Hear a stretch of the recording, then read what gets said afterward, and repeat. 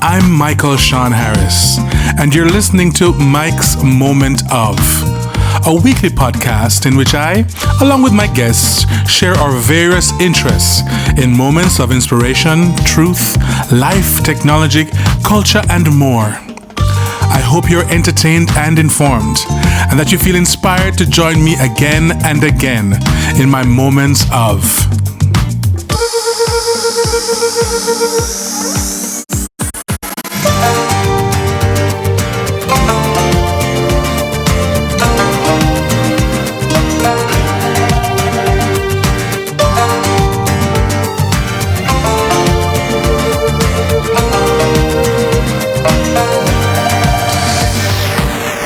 All right, so welcome to another episode of Mike's Moment of. I'm speaking with a really, really good friend of mine who I haven't seen or spoken to in many, many years, Tatiana de Versa, but also known as Trinity Devi. And I'm going to ask her about that name. She's going to explain all that where it comes to Trinity is she's a gong master, and she's a Kundalini Yoga teacher, Ayurvedic practitioner, and a vibrational healer, probably among other things. But we're going to get into all of that stuff. This is so cool. So should I refer to you as Tati or Trinity? Which one? Trinity is fine. Yeah, it's okay. Trinity. Okay, so Trinity, how are you? I'm good. I'm so happy to be here with you, Michael. Yeah, me too. Really happy to be talking with you about this. This is really cool stuff. So I'm excited to dive in and hear what it's all about and how you got into it as well. Because I mean, when we knew each other, we were in an ice skating show. Yeah. I wasn't skating, guys, so don't worry. But Trinity was a skater, and we spent a good 3 years in friendship and in touring and in traveling. And it was really cool. It was really wonderful to get to know you over that time. And I'm so glad that we're still in touch. So thank you. Thanks so much for agreeing to this. Yes. No, it's my pleasure. It's so fun to reconnect again. Yeah.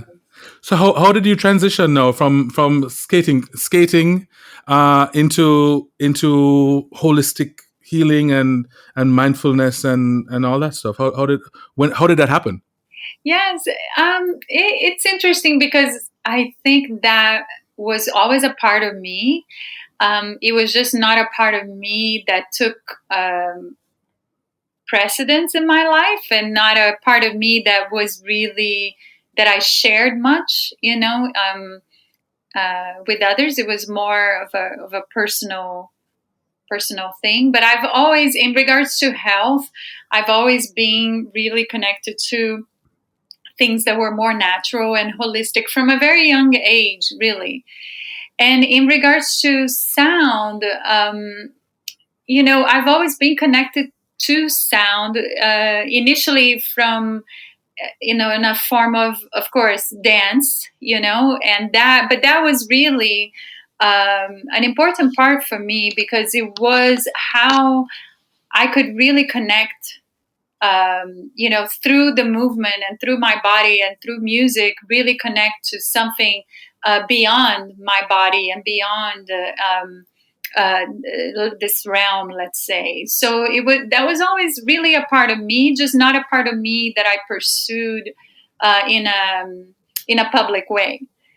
And okay. Then after being on the road for so many years and finding myself in a more structured lifestyle, let's say, then slowly I just began to search for specific things that were calling me. Began with the healing arts, learning more about energy healing, and that then taking me to vibrational healing, in which all sorts of healings that we think, as far as not just the energy through the hands, but also energy, anything that carries energy, which would be light and sound. It's all vibration. And so entering that aspect of vibrational healing and finding a deep connection with sound again, and really remembering that from a different perspective. Yeah. So are there some basic underlying principles that you start with when you're even studying or exploring these things and then heading towards being a teacher or a practitioner, what are some of the underlying principles for Yeah. sound and for light?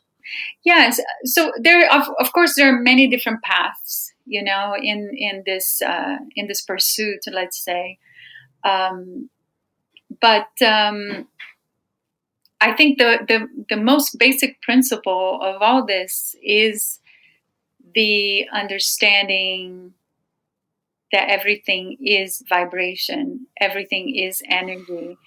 That what this reality that seems so solid for us, it's actually a vibratory reality, and then when we begin to deepen into that through all sorts of different spiritual practices, really, and begin to open the mind to accept life beyond the visible, then we can enter and appreciate more the realms of vibrational healing and sound healing.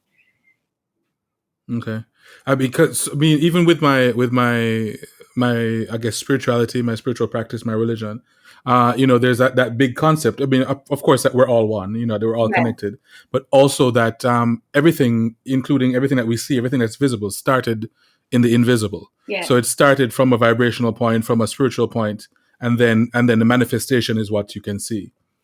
Yes, absolutely. And then beyond vibration, right? Beyond, because when we understand, vibration, and even let's talk about sound, right? Sound, it's very obvious to us how it is a vibration, right?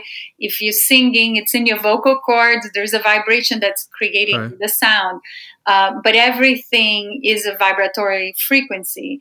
And then so basically everything that has frequency is all it's sound and it's light. So sound has an aspect of light to it, and light has an aspect of sound to it, and it all relates.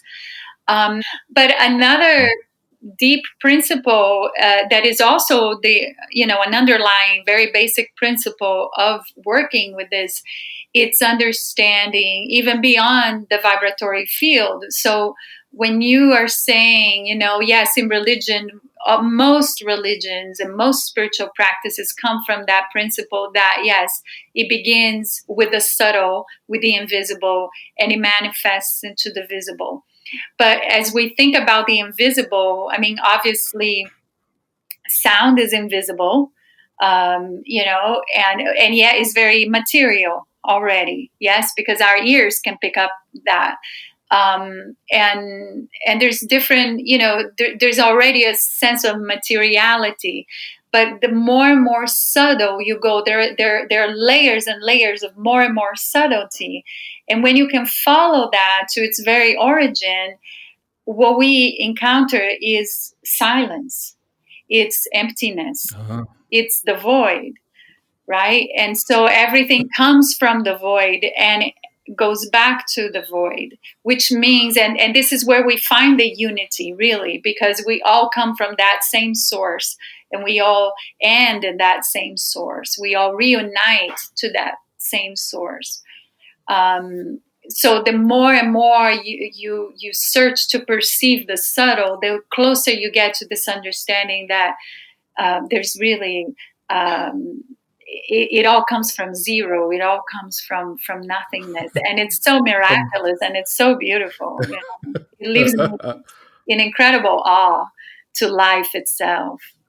Yeah. Wow, wow, wow, wow. That's that's so profound. But it's really cool. I mean, and I'll tell you why. Because you mentioned about the silence, and again, I'm on this. I'm doing a course for teaching with my church, my Right. religious group, and there's a whole section just about the silence, about entering into the silence and realizing that unity and that oneness. And I mean, this just speaks to it perfectly. So I'm so glad we're doing this. I keep saying that. Okay, so let's deal with some of the different types of the different practices you have and the different types of therapy. Which one would you start with? Which one did you start with? So, if you want a little bit of my timeline journey, let's say I Sure. began well, there's one side that is a part, right, which was my natural inclination to natural healing and natural, nutrition and all that, which I kind of cultivated throughout my young years, and which was kind of on one track, let's say. The other track was when I began to really dive into energy healing and learning more about that. So we began with that. Through that journey of searching, also I found myself in yoga practice, and experimenting really with many types of yoga styles, let's say, and kind of finding my home in Kundalini Yoga. And the strength of Kundalini Yoga was really, the practices there really brought me into deep contact with my energetic field. And from there, being able to explore that even more. And I noticed the more I was practicing yoga, the stronger the healing was becoming, just from that aspect of cultivating my own energy, very consciously. In Kundalini Yoga, I was also presented with a deeper understanding of sound, because the practice carries a lot of chanting, a lot of studies on sound itself. And so I began to explore that more. That's also how I was introduced to the gong, because it's a normal practice in that practice to use the gong for the relaxation, for bringing ending class with gong. And so the gongs really spoke to me deeply, and I began to focus on that, and looking for a teacher, and really dedicating myself to sound in general. Yes, I play singing bowls and tuning forks and different things, and I use other types of vibrational healing objects too, like crystals and different things. But the sound of the gong was really a big pull for me, and so I basically specialized in that. Of course, meditation, and is a big part of my practice, and with coming into yoga and meditation and all these aspects of Eastern philosophy, let's say Eastern knowledge. I also became acquainted with Ayurveda, which is basically the Indian health science. Is a medical science, very, very ancient, based in India. And so that track of health and nutrition kind of was called also, into Ayurveda. And Ayurveda is a very vast science that almost encompasses many of the things in which I work. So it seemed like a natural coming together also. Yeah. Did that So would you say a good idea? I think I got an idea of the timeline. Would you say that the Kundalini yoga practice was kind of bringing you into alignment with that healing, with your I guess your healing or with your potential, I guess your healing potential? Yes. In a way, what it did for me was really help me refine my connection with my own energy field, with my own energy potential, let's say, right? And learning how to relate to my own energy in a more conscious way, and not so much such a casual way, Yeah, it's like, because sometimes we think about these things, and I see actually a lot. There are many people who are trying to do healing and all this, but perhaps don't have so much knowledge about their own energy and how it works and operates. So there is a way that you can be a vessel without worrying too much about let's say, cultivating your own energy. But when you can cultivate your own energy, you can empower that vessel so much more. And this is Okay. what I learned with Kundalini Yoga, was how to really be in command of my own energy, and how to cultivate it in a way that can serve, instead of just chaotic, So with the layman, when they think of yoga, they think of poses. But you were saying that the Kundalini yoga has a lot of chants as well. So is it a combination of poses and chants, or is it more meditative with the chants? Yeah, How does it look? How does it? it's everything. It's actually a very different practice than what we perceive as the mainstream yoga, let's say. Nothing wrong with that, by the way. I don't mean to offend anyone.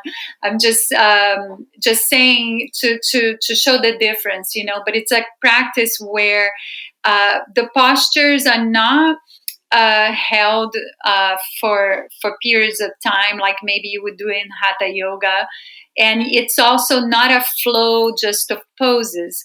What we do use poses, but with poses we use a lot of rhythmic and repetitive movement, with oftentimes breath patterns or chanting, and which begins to, it takes, the practice becomes very turned in, very internal, and sometimes it can be physically challenging too, but is definitely very meditative.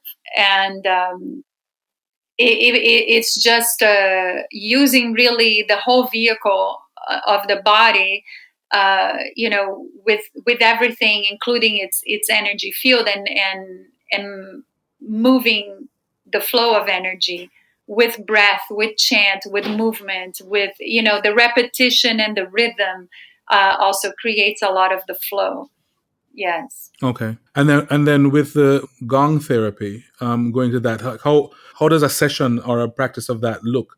Is it one gong? Is it several gongs? Is it just a practitioner who's using the gong, or are the people who are in the session as well also participating on that level? Yeah, well, that's a good question.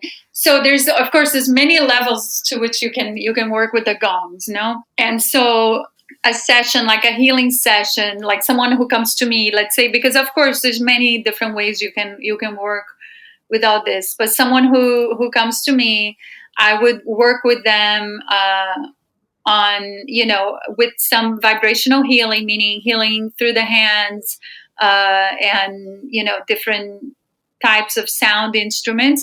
And it would be more of a relaxation, right? In which what people usually give me as feedback is that they feel more, their energy becomes more aligned and clear when they leave, So they would be relaxing, and I will be playing the gongs for them. I play multiple gongs at once, and I work with Okay.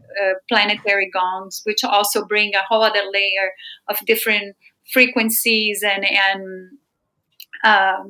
What's planetary gongs? so planetary gongs are gongs that are attuned to the frequencies of each planet.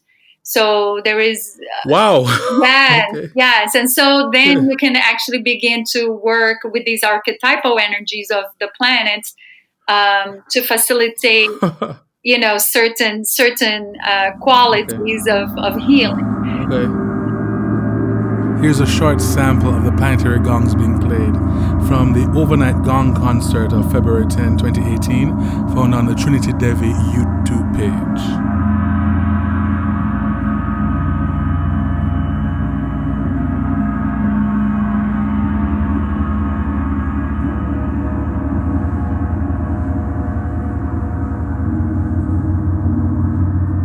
So that's one way, right, that I work, like in a one-on-one basis. It would be a session like that. In a group, it would, the way I use the gong would be either in a yoga class during the relaxation time, I will play the gong, or I do workshops where we go into deep meditation and also gong, relaxation. But your Okay. question was very, very important because yes, when you play the gongs are having an effect on the player also, and this is a thing that if worked with consciously can also be a form of, let's call it therapy just for the lack of a better word, but it can be a form of personal work, spiritual work, Okay. even depending to the level of awareness you bring to the work. And this comes into play with the trainings because I train people to play also.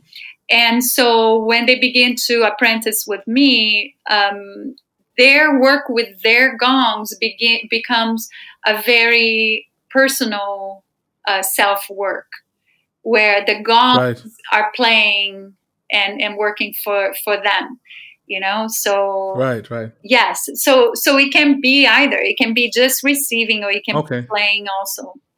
Yeah. Okay. Oh, that's cool. And is it a similar thing with the bowls and with the tuning forks, or is that slightly different?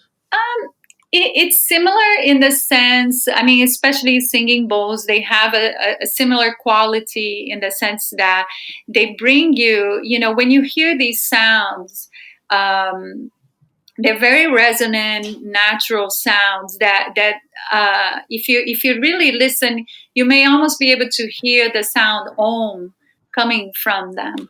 You know, Right. Okay. yes. Hmm. So the way I look at this is that these are instruments that have such a primordial sound in them that can actually bring you to that very core place, to that very core sound of creation itself, right? Right. You Right. come very close to source when you open yourself to these sounds.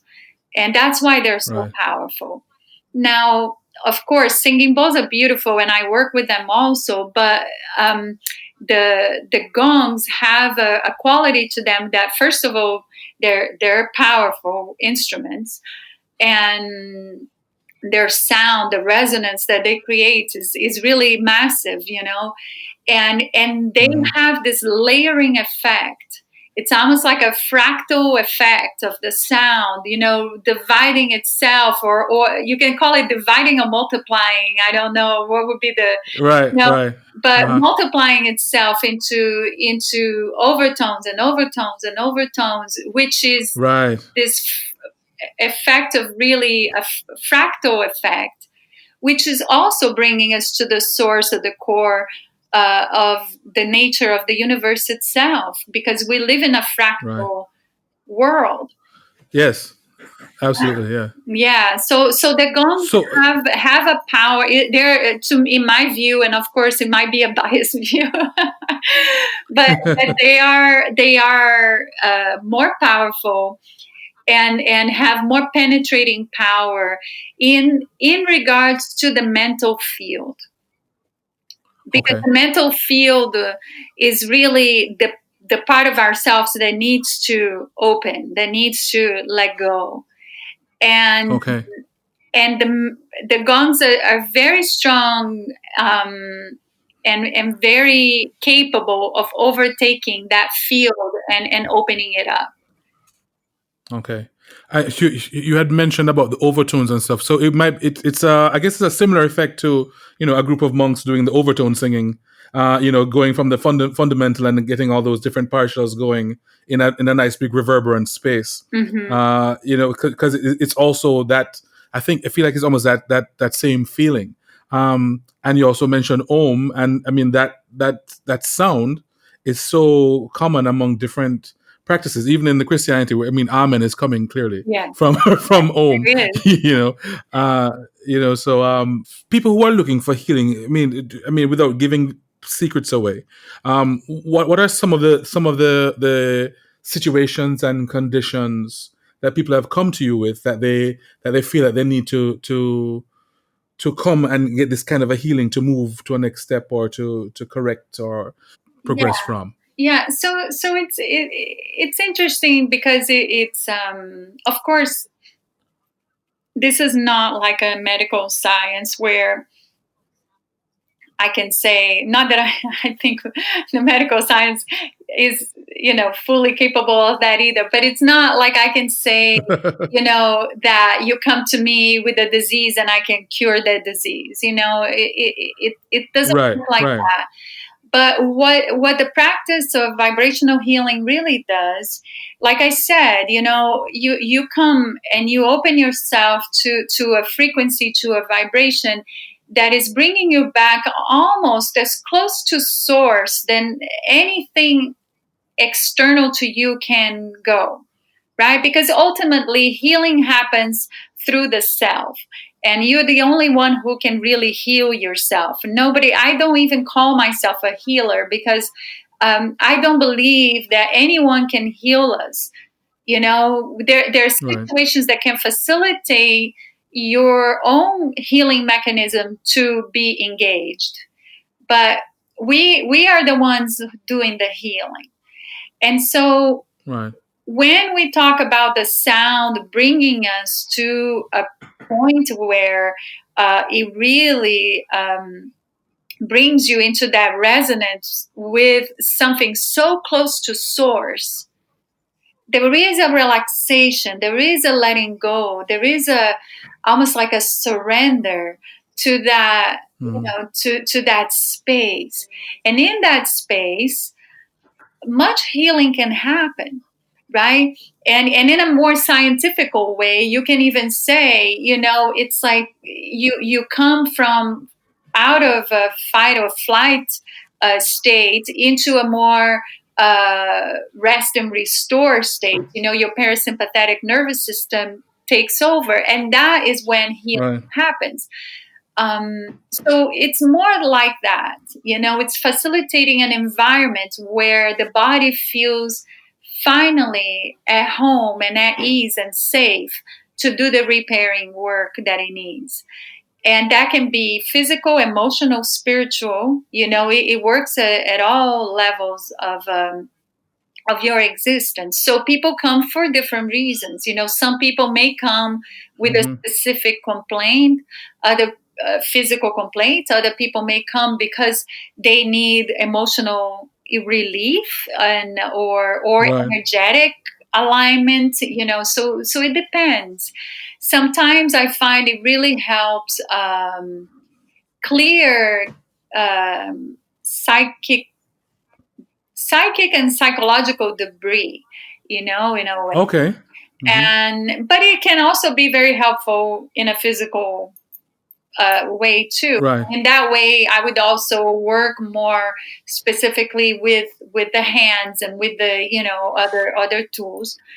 Uh, okay, but you know, it's also helpful as far as integrating certain things. I've even had people come because maybe they went to, some, plant medicine journey or whatever, and they're having a hard time integrating back into this reality after whatever, and so I've received feedback that the work with the sound and with the gongs was helping them to reintegrate their structure, back into okay, here. So there's many reasons why people come. okay, It can be as okay, simple as I just need to relax to, there is a hmm, lot going on, and yeah, yeah, I've experienced so, people really like healing, not healing necessarily, but like really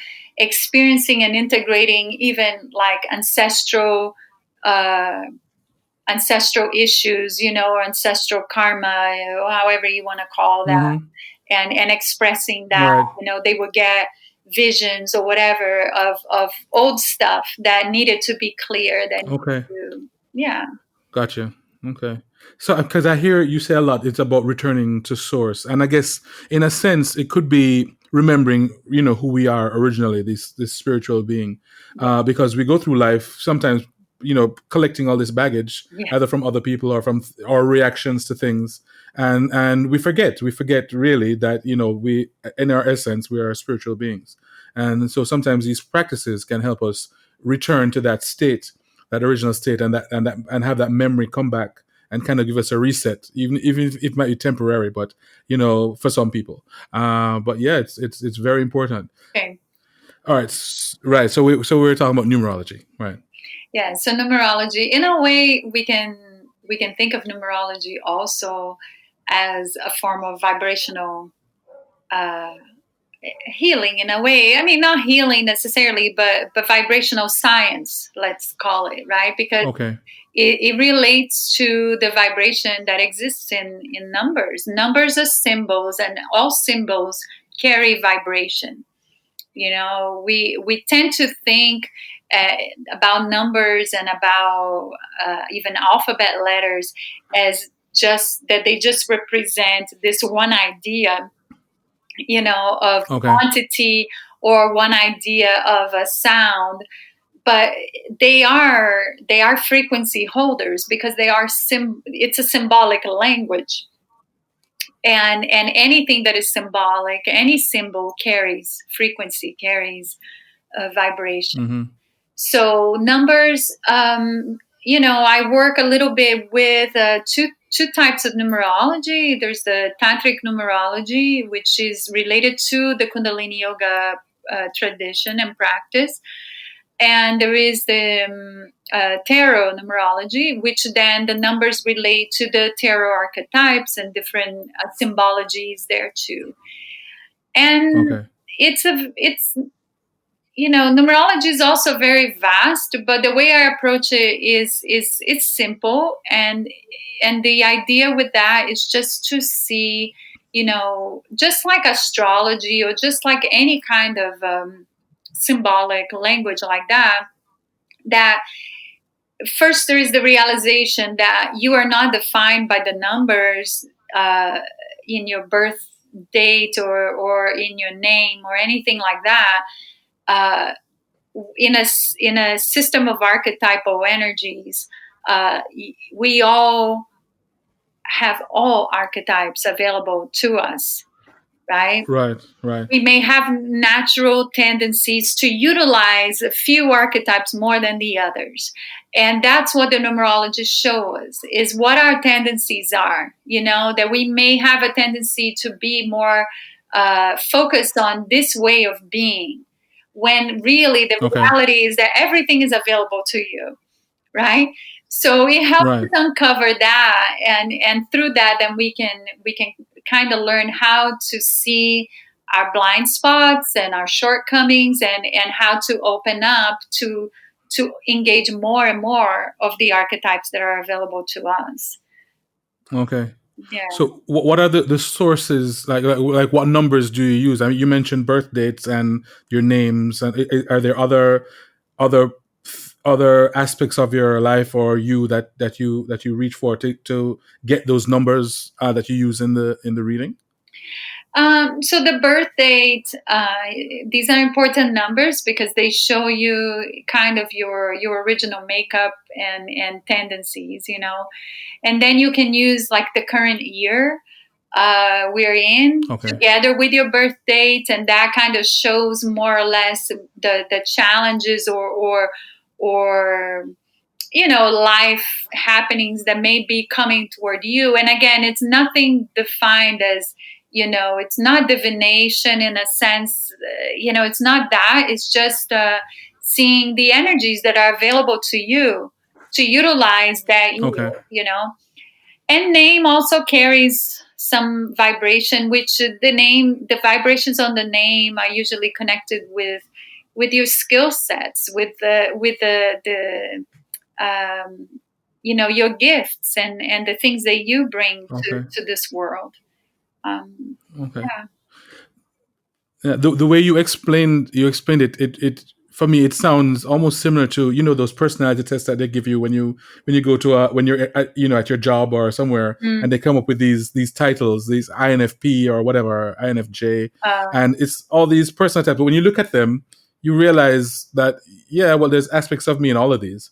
But yeah, maybe this one is stronger, and this one might be second strongest. So it sounds to me almost like a similar kind of thing, because you mentioned archetypal stuff as well. So yeah, I mean, some people think of it as so very esoteric, Mm. but really, I mean, I think in a sense, you're using other forms of it in day-to-day life and in commerce and in business all the time, without calling it that, Right. so yeah, Yeah. yeah, So, yeah. So how it is esoteric in a way. It is mystical, and life is esoteric. Life is mystical. Life is true. mysterious. We want to be so pragmatic about life. Like as if we know and understand what it is. But I think to be able to live life with a sense of wonder and mysteriousness makes us so much richer, and if we really inquire within ourselves, if we really know the meaning of many things, we will find that we really don't. We pretend to know, but we don't know. uh, awesome. Okay. So all right, so if someone wants to get into one of these practices, Mhm. how would you suggest they go about it? Go find a teacher in a country somewhere. Can I do it online? Yes. Okay. So here comes the shameless plug. Of course, they can contact me. Yeah, no need for shame. Plug away, plug away. I do teach. So in regards to sound healing and the gong, I do teach, and I do have students who are not local to me, so Okay. they can't participate online. But besides, what I offer.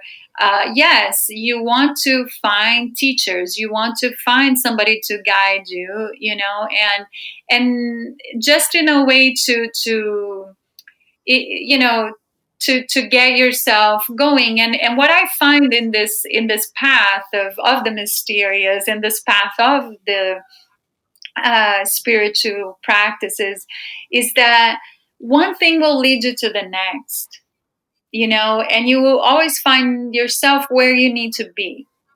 So don't be Okay. too preoccupied, if the teacher or the thing that you're looking for seems impossible right now. Find what's closer to that. What and let the path open in front of you, because then it does, and as you grow, the opportunities come, and there's that old saying, when the student is ready, the teacher appears, Teacher will right? come. and Yeah. and it is Yeah. like that. So look for a teacher, and begin somewhere. Just step onto the path. Okay. Yes. All right. And if someone wanted to do a session with you, they could also reach you through your website. Yes, through my website, Trinity Devi. So trinitydevi.com. Yes. And you can do it. It doesn't matter where they are in the world, depending on the session that they want. Yes. So for learning, it really doesn't matter where they are in the world. Of course, for a healing session, there is some things I can do remote, and then other things are a little more challenging, of course, Okay. remote. So then we can assess those things. Okay, great. So, are there any other practices that you yourself are looking to get into or to discover more about that we didn't talk about today? Is there anything else that you're Well, looking I at? explore many things. Like I'm always exploring new avenues and new things, I mean, not new teachings, but looking at all the different teachings. I think, not for a sense of variety, but for a sense of richness. And I think that's important, Okay. to not be caught on trying to be on like seeking variety, because the spiritual path doesn't it's not concerned with that. One practice, Right. one thing can take you there. It doesn't matter. What matters is how total you are in your pursuit. But I like exploring from many angles, because that gives me richness of understanding. So I'm a seeker, and I'm always seeking. I'm always on the search. I'm in Miami, so through my website, and anywhere they are in the country or the world, there are some things I can work with them with. And Okay. otherwise, I mean, there are other practitioners, sound healers, and everywhere. And Okay. begin also with the practice of some kind of yoga or physical spiritual practice um, Mm-hmm. that is bringing you to yourself. And Okay. it's Right. important, if you have a religion or a spiritual practice that you follow, that is good. And if you don't, then it's important to find something you can resonate with, to bring you to yourself, to bring you inwardly. Okay. We spend so much Okay. time focused on the outer, and in the inner is where richness and Right. the mystery of life really is revealed. You have recordings of available, like if someone wants to use that with their practice, like of your gong. Yes, Do you have recordings? yes, I do. And where are those? So there's one recording that's available everywhere: Spotify, Apple Music. It's my latest record. I think I put out maybe a year or two ago, called Transcendence. You can search Trinity. Okay. And then I have a couple older recordings which are available on iTunes. They're not on streaming. They are purchasable Okay. on iTunes. Yes. Okay. And also just search for Tati for Trinity Devi. Trinity Devi. And I keep calling it. It's okay. Yeah.